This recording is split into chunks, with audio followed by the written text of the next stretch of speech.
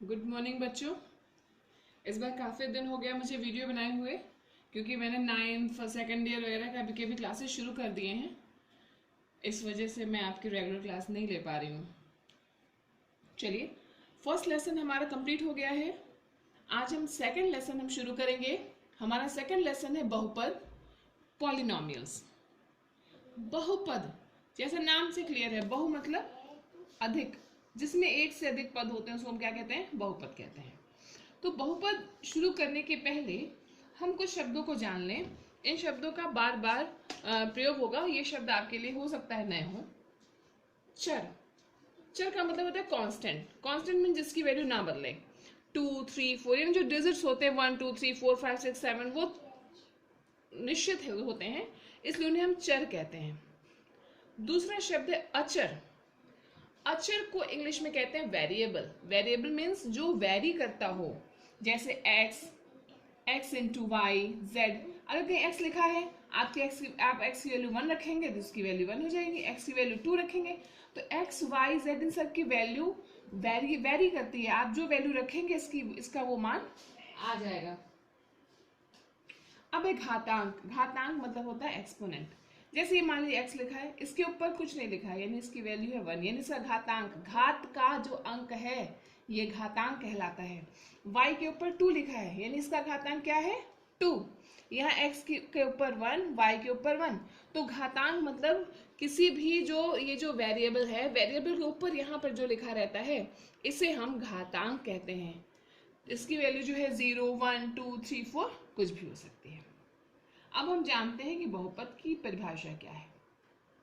चर, अचर और चर के गुणांक वाले बीजगणितीय व्यंजक को बहुपद कहते हैं। जैसे अगर मान लीजिए कहीं कुछ ऐसा लिखा हो x² + 4x + 7, या फिर लिखा x³ + 2x² इस तरह से जहां पे x के घातांक हो या फिर उनका गुणांक, उनको जोड़ा घटाया गया हो, इस तरह से जो भी बहुपद हमें प्राप्त होते हैं, जो भी हमें व्यंजक प्राप्त होते हैं, उनको हम क्या कहते हैं? बहुपद कहते हैं। ये बहुपद क्यों है? देखिए यहाँ इसमें 1 पद, 2 पद, 3 पद, इसमें 1, 2, 3, 4, कहीं 3 पद है, कहीं 4 पद है, कहीं 1 पद है ना?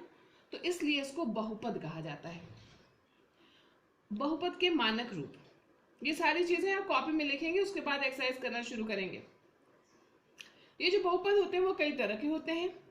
पहला बहुपद है एक पदी बहुपद।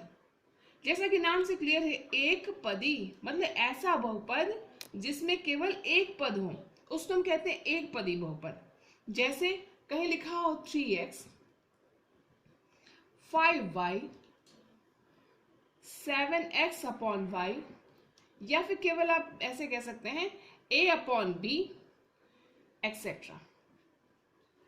एक बात ध्यान रखिए, दो चीजें जब गुणा के रूप में हो या भाग के रूप में हो तो उसे हम दो पदी नहीं कहते हैं। जब चीजें जुड़ी हुई हो या घटी हुई हो तो वो दो पद होता है।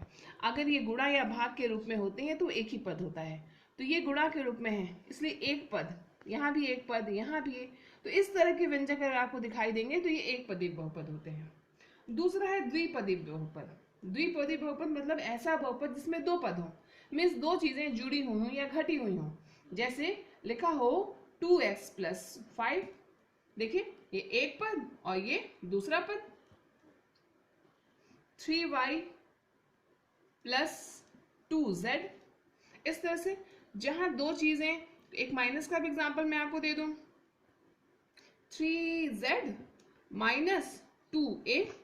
तो इस तरह के जहां पे दो चीजें जुड़ी हुई हो या घटी हुई हो उसे हम द्विपदी बहुपद कहते हैं। इसी तरह से त्रिपदी बहुपद, अब आप समझ गए होंगे, तीन चीजें जुड़ेंगी क्या घटेंगी। यहाँ पे कोई चीज स्क्वायर भी हो सकता है, बस पदों की संख्या, इसमें घात क्या है उससे हमें कोई मतलब नहीं होता है। त्रिपदी बहुपद जैसे सपोज कीजिए अभी हमने ये एग्जाम्पल लिया, x² + 4x + 7, इसमें सॉरी दिस इज 7, इसमें कितने पद हो गए? 1, 2, 3, 3 पद हो गए, तो ये त्रिपदी बहुपद हो गया। ठीक है, अब हम देखेंगे रैखिक बहुपद। तो ये जो तीन पद थे, एक पदी जिसमें एक पद हो, द्विपदी जिसमें दो पद हो, इसमें हम पदों की संख्या को क्या करते थे? जोड़ते थे या घटाते थे, पदों की संख्या के अकॉर्डिंग ये था। लेकिन ये जो रैखिक बहुपद है इसको लीनियर पॉलिनोमियल कहते हैं। ये घात की संख्या पर यहाँ से ये जो है बहुपद निर्भर करते हैं।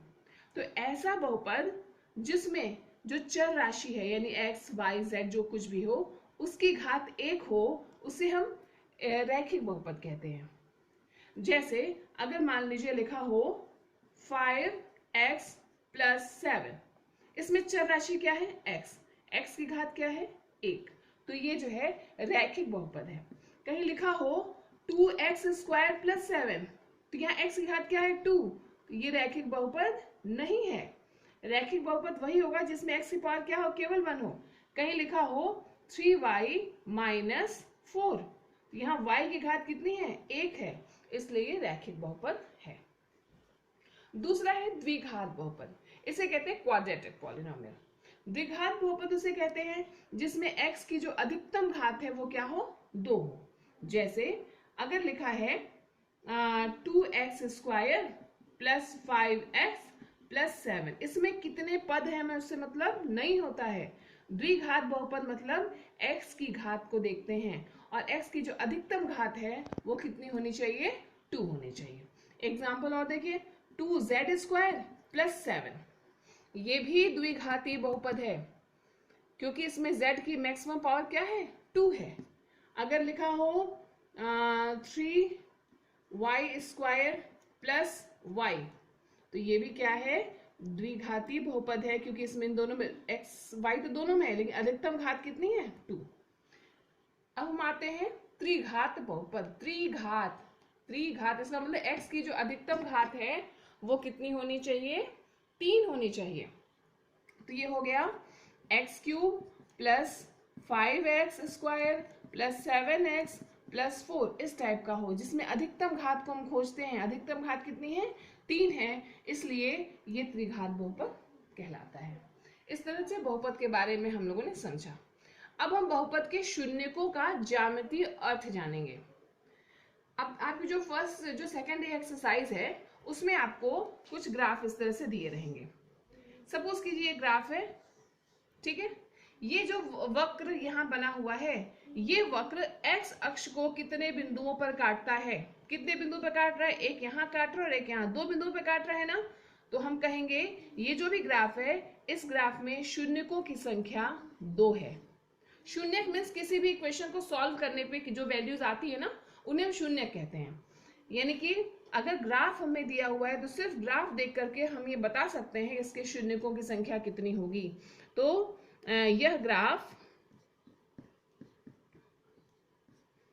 x अक्ष को, सिर्फ हम x अक्ष देखते हैं, को 2 बिंदुओं पर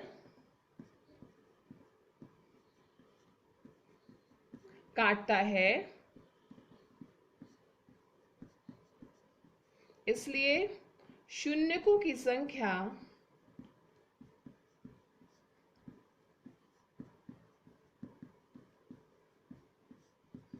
2। अगर मान लीजिए कि ये ग्राफ इस तरह से होता, ये ग्राफ ऐसे काट रहा है तो y एक्स से में कोई मतलब नहीं होता है, 1 2 3। ये ग्राफ x अक्ष को कितने बिंदुओं पे काट रहा है, सॉरी x अक्ष में ऐसे लिख दूं, x अक्ष को कितने बिंदुओं पे काट रहा है 3 बिंदुओं पर काट रहा है ना। तो इसलिए शून्यकों की संख्या कितनी होगी 3 होगी। अब आप एक्सरसाइज 1 में ये समझ लीजिए, मैं आपको एक्सरसाइज 1 सेंड करूंगी, आप करिए, फिर मैं एक्सरसाइज 2 भी भेजूंगी।